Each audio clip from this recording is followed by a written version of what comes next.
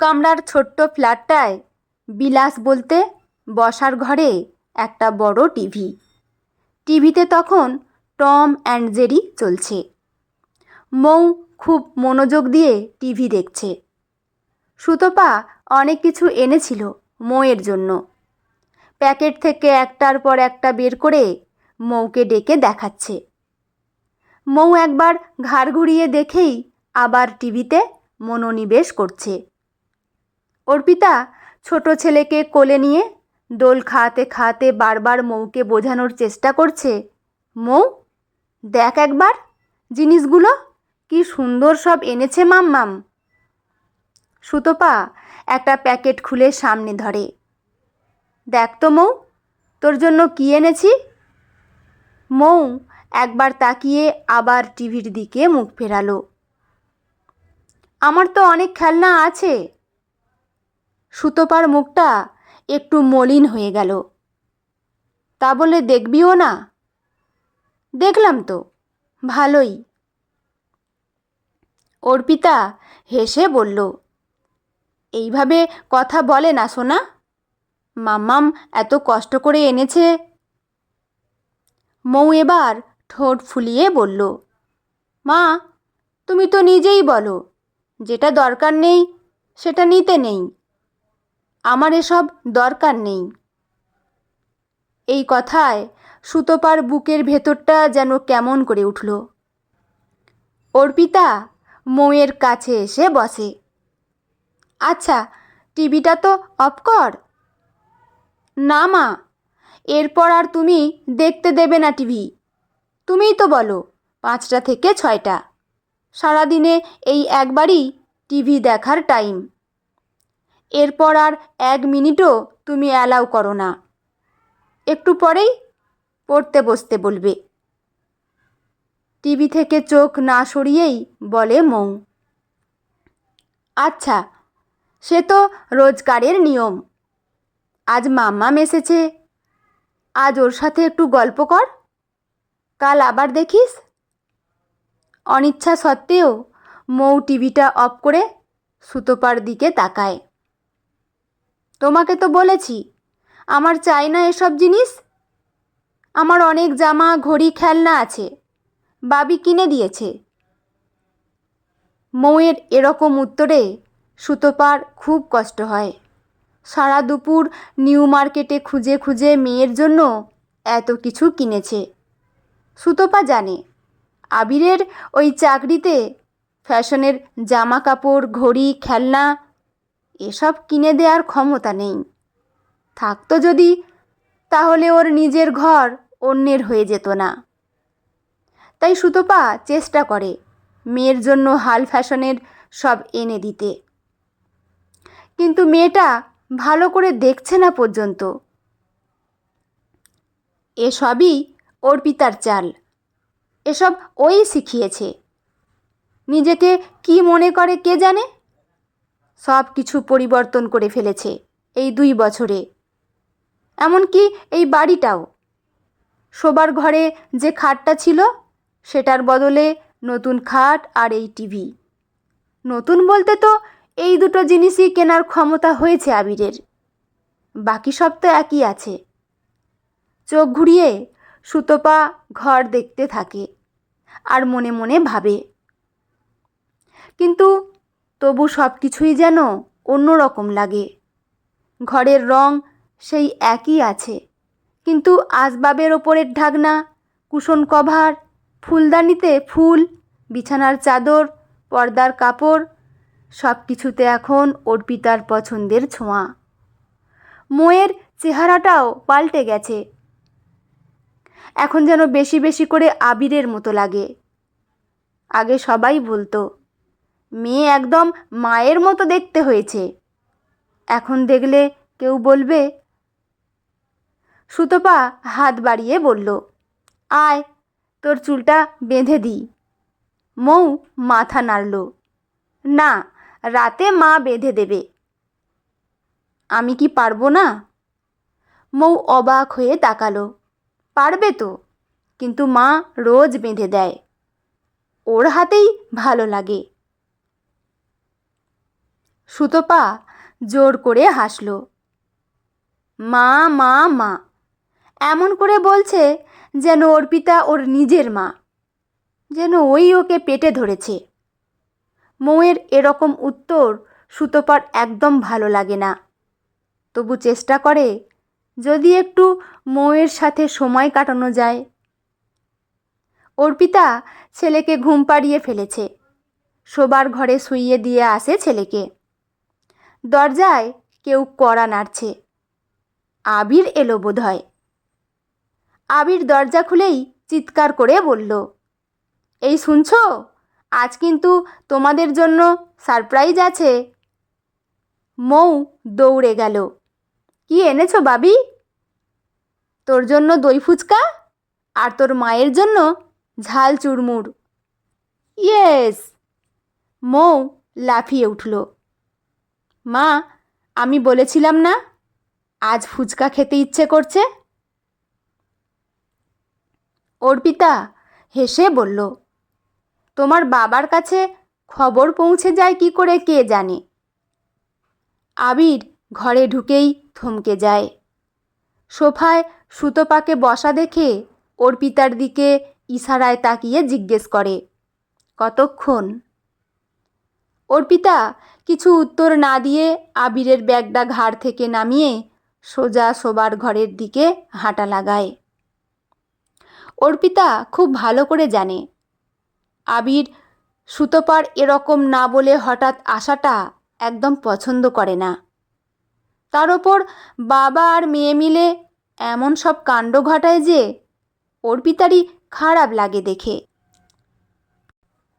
3 বছর আগে বাস স্ট্যান্ডে পরিচয় অর্পিতার আবিরের সঙ্গে। 5 বছরের মেয়েকে নিয়ে একটা বাবার লড়াই দেখেছে অর্পিতা তখন। অর্পিতা সে সময় বাবার ক্যান্সারের চিকিৎসা করাতে রোজ বাবাকে নিয়ে ছুটত হাসপাতালে। একটা পার্লারে কাজ করত অর্পিতা। ছুটি পাওয়া ছিল স্বপ্নের মতো। তাও উদয়াস্ত খেটে বাবাকে বাঁচানোর লড়াই দাঁত চেপে চালাচ্ছিল। আসলে মা তো নেই, একমাত্র বাবাই ওর বেঁচে থাকার কারণ। তাকে যে বাঁচিয়ে রাখতেই হবে। রোজ সকালে 5 বছরের মেয়েকে সাথে নিয়ে আবির ছুটত অফিস। যাওয়ার পথে মেয়েকে স্কুলে ঢুকিয়ে আবার অফিসের দিকের বাস ধরত। মেয়ের স্কুল ছুটি হতো 4টের সময়। পাড়ার আরেক বন্ধুর মায়ের সাথে বাড়ি আসতো মৌ। সেখানেই থাকতো সন্ধে পর্যন্ত, যতক্ষণ না বাবা অফিস থেকে বাড়ি আসে। মা নেই যে বাচ্চার, তাকে যতটা সম্ভব আগলে রাখত পাড়ার সেই কাকিমা। আবিরের যেদিন দেরি হয়ে যেত অফিসে, খুব লজ্জা করত সেদিন। এভাবে কতদিন সে অন্যের ভরসায় নিজের মেয়েকে রেখে নিশ্চিন্তে থাকবে? বাস স্ট্যান্ডের আলাপ থেকেই অর্পিতারও ধীরে ধীরে বাবা আর মেয়ের ওপর মায়া বাড়তে থাকে। মাঝে মাঝে এটা ওটা টিফিন বানিয়ে হাতে ধরিয়ে দিত মৌয়ের। মৌও অর্পিতার সাথে খুব স্বাচ্ছন্দ্য হয়ে উঠেছিল। সে আবদারও করত অর্পিতার কাছে, তুমি প্যানকেক বানাতে জানো? জানি। একদিন প্যানকেক বানিয়ে দেবে? আমার বন্ধুরা রোজ কি ভালো ভালো টিফিন নিয়ে আসে। কালকেই বানিয়ে দেব। তোমার যা খেতে ইচ্ছে করবে আমাকে বলবে। আমিও তো তোমার জন্য বানানো টিফিনই খাই পার্লারে। আমারও ভালো মন্দ খাওয়া হয়ে যায় তোমার জন্য। বাবাও আজকাল খুব আনন্দে খাচ্ছে স্যান্ডউইচ, চাউমিন, আগে খেত না। আহ মৌ, কি হচ্ছে কি? আন্টিকে রোজ রোজ এভাবে বিরক্ত করো না। আবিরের খুব লজ্জা করে এভাবে সবার সাহায্য নিতে, কিন্তু মেয়ে তো বোঝে না। সুতপা কোনো দিনই আবিরের সঙ্গে সত্যিকারের সুখ খুঁজে পায়নি। প্রেমের সময় যে মানুষটাকে ভালো লাগতো, বিয়ের পর তার প্রায় সব কিছুই যেন চোখে খারাপ লাগতে শুরু করলো। ছোট্ট ফ্ল্যাট, সীমিত আয়, সাধারণ জীবন, কিছুই আর মন ভরাতে পারছিল না। মৌ জন্মানোর পর কিছুদিন সংসারটা শান্ত ছিল, কিন্তু ধীরে ধীরে পুরনো অশান্তি ফিরে এলো। এরই মধ্যে সুতপার জীবনে আবার ফিরে আসে তার এক পুরনো প্রেমিক, এবার একজন প্রতিষ্ঠিত ব্যবসায়ী হিসেবে। আর্থিক সচ্ছলতা আর বিলাসী জীবনের হাতছানি সুতপাকে ক্রমশ সংসার থেকে দূরে সরিয়ে দিল। আবির অনেক চেষ্টা করেছিল সম্পর্কটা বাঁচিয়ে রাখতে। মেয়ের মুখের দিকে তাকিয়ে অপমান অবহেলা সবই নীরবে সহ্য করেছিল, কিন্তু একদিন সুতপা স্পষ্ট জানিয়ে দিল সে আর এই সম্পর্ক রাখতে চায় না। ডিভোর্স নিয়ে নতুন জীবন শুরু করতে চায় সে, এমনকি মৌকেও নিজের কাছে রাখতে চাইল না। আবির সেদিন বুঝেছিল কিছু মানুষ সুখের খোঁজে এত দূর চলে যায় যে পেছনে ফেলে আসা মানুষগুলোর দিকে আর ফিরে তাকায় না। তারপর মিউচুয়াল ডিভোর্স হয়ে যায়, আর আবির একাই হয়ে ওঠে মৌয়ের মা ও বাবা। অর্পিতার সাথে আলাপের পর বাবা মেয়ে দুজনেই যেন বোঝে অর্পিতা ওদের জীবনে একটা বড় গাছের মতো, যে ডালপালা ছড়িয়ে ওদের ছায়া দেবে, ঝড় বাদলের দিনে আগলে রাখবে। আবির একদিন হঠাৎ বলেছিল, আপনার বিরুদ্ধে একটা অভিযোগ আছে। অর্পিতা অবাক, আমার বিরুদ্ধে? হ্যাঁ, আপনি আমার মেয়েকে খুব বেশি আদর করে ফেলছেন। এটা আবার অভিযোগ হলো? হলো, কারণ এখন ওর প্রতিদিন আপনার টিফিন চাই। আপনি যদি একদিন হঠাৎ চলে যান, তখন ওকে কে সামলাবে? অর্পিতা একটু চুপ করে রইল। আবির ধীরে বলল, সত্যি কথা বলতে কি শুধু ও নয়, আমিও বোধহয় অভ্যস্ত হয়ে যাচ্ছি। অর্পিতা মাথা নিচু করে ফেলল। তাহলে তাহলে ভাবছিলাম যদি আমাদের ছেড়ে না যান কোনো দিন। অর্পিতা মৃদু হেসে বলল, সেই সিদ্ধান্ত আমি একা নিতে পারবো না। তাহলে কার সঙ্গে কথা বলতে হবে? আমার বাবার সঙ্গে। সেদিনই অফিস থেকে ফিরে মেয়েকে নিয়ে অর্পিতার বাড়ি যায় আবির। নিজের জীবনের সব কথা বলে মেয়ের হাত চেয়ে নেয় আবির অর্পিতার বাবার কাছে।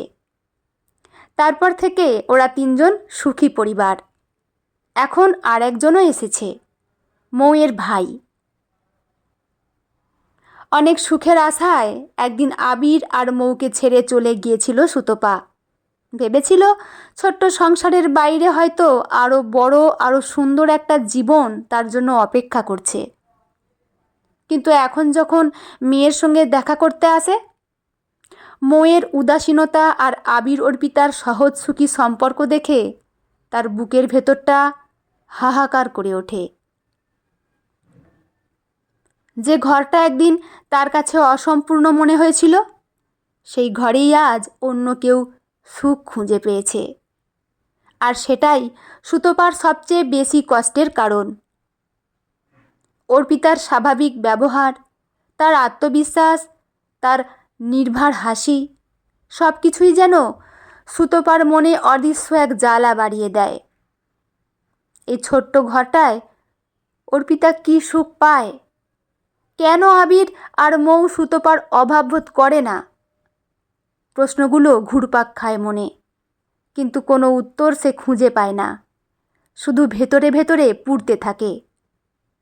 অর্পিতা জিজ্ঞেস করল, সুতপাদি, ফুচকা দেব নাকি চুরমুর? সুতপা উত্তর দেওয়ার আগেই আবির বলে উঠল, ওকে এসব দিতে যেও না। সবাই তাকালো। আবির হালকা হেসে বলল, ও এখন অনেক বড়লোক মানুষ, রাস্তার ধারের খাবার খেয়ে যদি শরীর খারাপ হয়? আবির আবার বলল, এই ছোট্ট স্যাঁতস্যাঁতে অগোছালো বাড়িটাও তো ওর পছন্দের ছিল না কোনো দিন।